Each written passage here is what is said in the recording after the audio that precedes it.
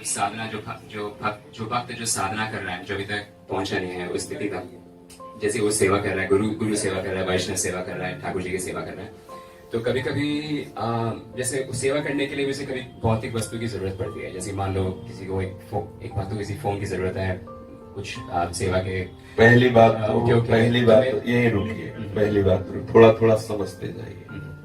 अपने सेव के रिझाने के लिए हमें लौकिक वस्तु की कदापि आवश्यकता नहीं। यदि हम गृहस्थ हैं तो हमारे पास जो भी सामग्री वो पर्याप्त है, जो भी है, जितनी भी है, उसमें ये नहीं, जितनी है जो है पर्याप्त है, बस इतनी बात हम कहते हैं। अगर हम विरक्त हैं तो केवल मैं समर्पित करना सेवा है।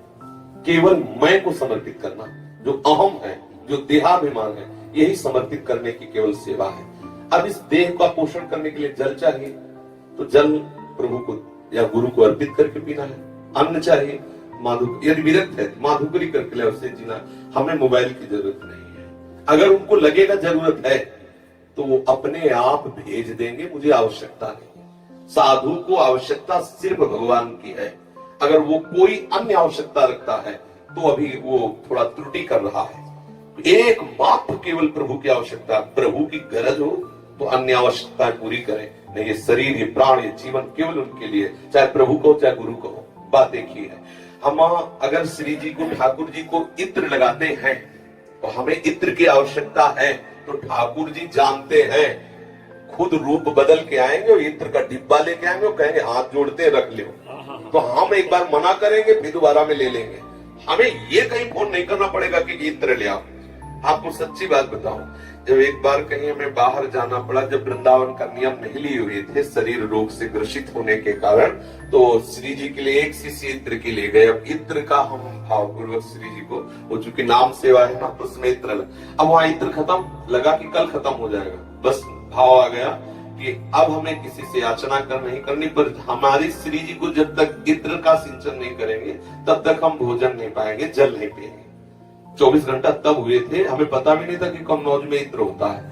वहां से कितना इत्र आया कि सालों इत्र चला फिर भी खत्म नहीं हुआ। तो हमने किसी भी व्यक्ति से नहीं कहा, केवल इतना जरूर जो भिक्षा लाते थे उनसे कह दिया था कि जब तक हमारी श्री जी को इत्र का श्रृंगार नहीं हो तब तक हम जल भोजन नहीं लेंगे। इतना वो लावे, हमारी ऐसी आकांक्षा नहीं थी। अपने आप अगर सेवा की सौंध ठाकुर जुटाते हैं तो उन्हीं के द्वारा जुटाई हुई सेवा सौंध से, उन्हीं के बल विवेक से उनकी सेवा बन जाती है। नहीं तो उपासक को सिर्फ अहम समर्पित करना है, अन्य कोई बाहरी वस्तुएं हैं, अन्य बाहरी वस्तुओं का त्याग करना है।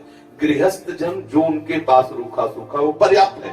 अगर नमक रोटी है तो पर्याप्त है, अगर फल है तो पर्याप्त है। भगवान ने कहीं ऐसा निकाह सोने का छत्र चढ़ाओ, पत्रम पुष्पम फलम तोयम ये में भक्ता प्रेक्षति। अगर ये भी ना हो तो सबसे बड़ी कीमती चीज हमारे पास है आंसू।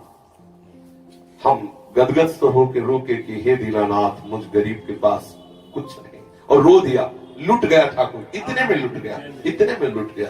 हमें क्या, अगर है सेवा की सामग्री तो समर्पित है, वो भी मेरी नहीं है, आपके द्वारा ही जुटाई हुई है। तो दियम वस्तु गोविंदम तुभ्यमेव समर्पय। तो उस अगर मेरी मान के समर्पित करते तो अभिमान आ जाएगा। प्रभु के द्वारा जो सेवा सौंध आई है उसी से प्रभु और प्रभु के जनों की सेवा हो रही। एक यंत्रवत, कहीं मैं नहीं, साधु मैं समर्पित करता है, गृहस्थ माने हुए ममता को समर्पित कर देता है।